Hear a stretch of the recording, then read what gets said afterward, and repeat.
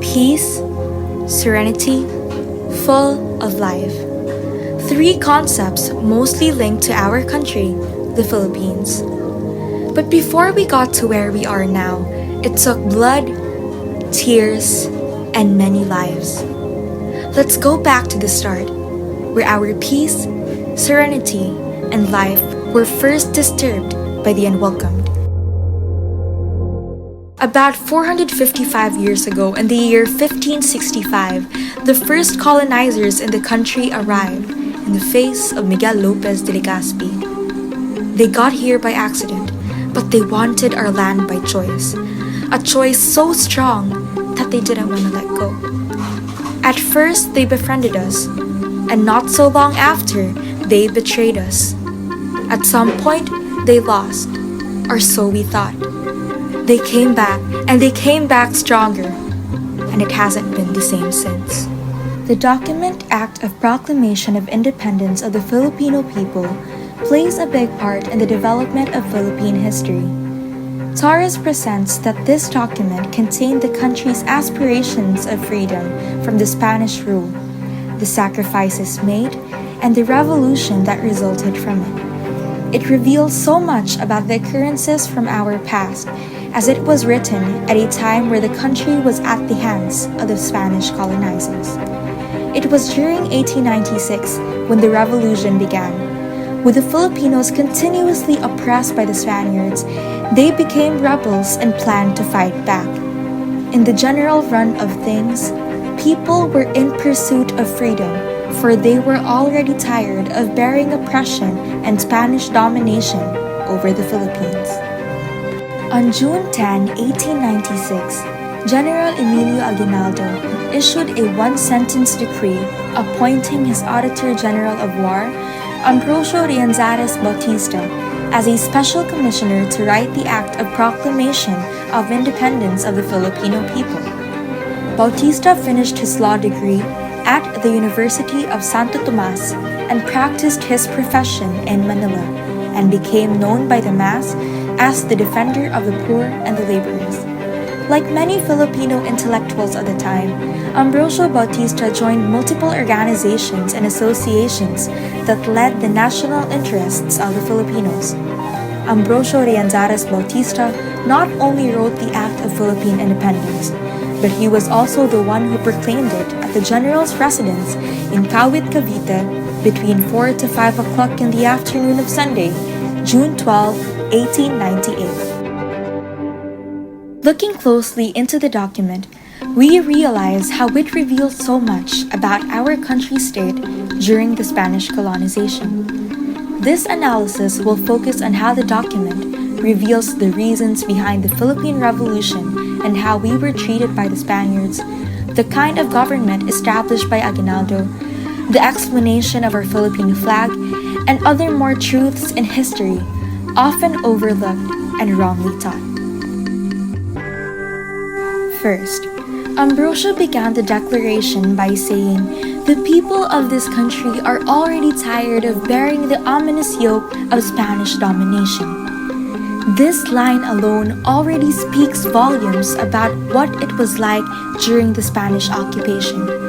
It reveals different issues felt in the Philippines, such as arbitrary arrests and abuses of the civil guards, unjust deportations of the illustrious Filipinos, unjust execution of Rizal, execution of Gomburza, abuses from the friars and their political dominance, Cavite Mutiny, and many more. The document presents that in order to regain the independence and sovereignty of which the people had been deprived by Spain, they had to resolve to start a revolution. Second, the document reveals the kind of government which Emilio Aguinaldo initiated in the country at that time, which was dictatorship. This then tells us that in contrast to what's usually taught in elementary, Ferdinand Marcos was not the first dictator of the country, but Aguinaldo.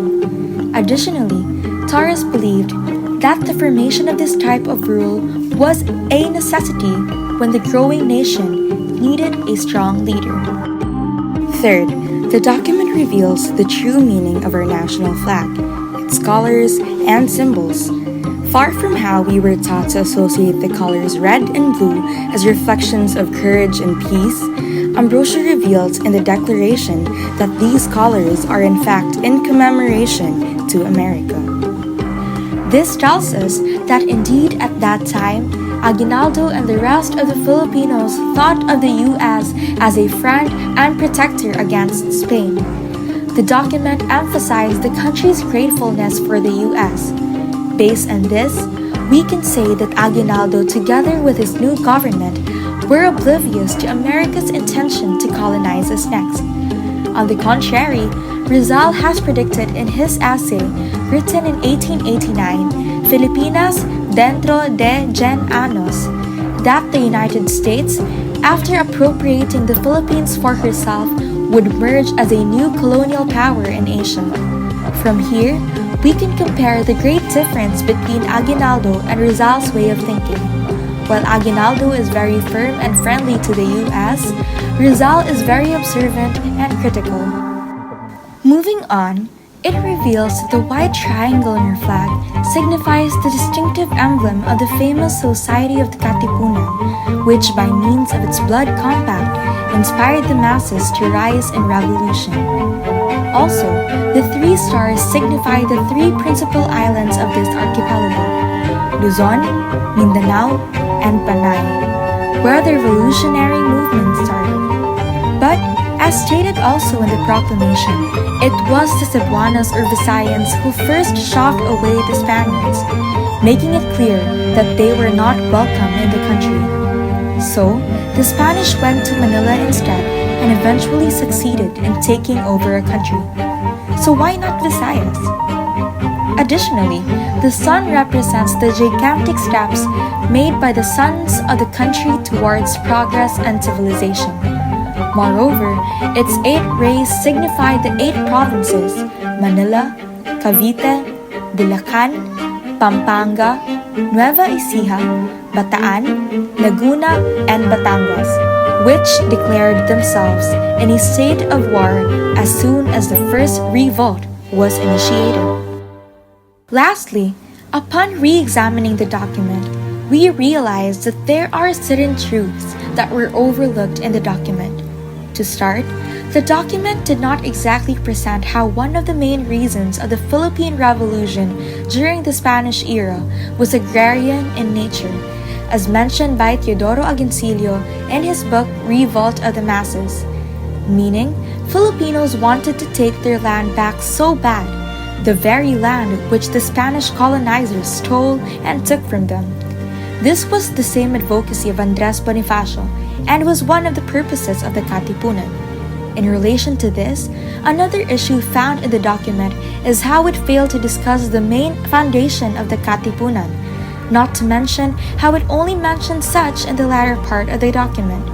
Moreover, not once did the document ever mention Andres Bonifacio, who was the founder of the Katipunan and the father of Philippine Revolution. Without him, no revolution would have been made possible, as he was the one who sparked insight among the Katipuneros. From here, we can observe the enmity between Aguinaldo and Bonifacio, and as well as the impact of the differing fractions named Magdalo and Magdiwang respectively.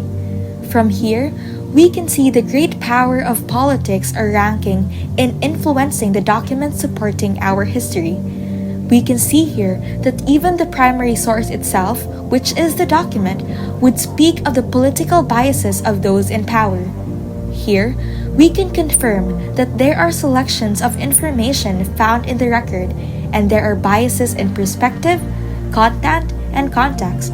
With all these in mind, our task now as historians, history students, or even as mere Filipinos is to make sure to critically look into the varying perspectives, content, and contexts in everything that we allow ourselves to take in and as well as share to the world.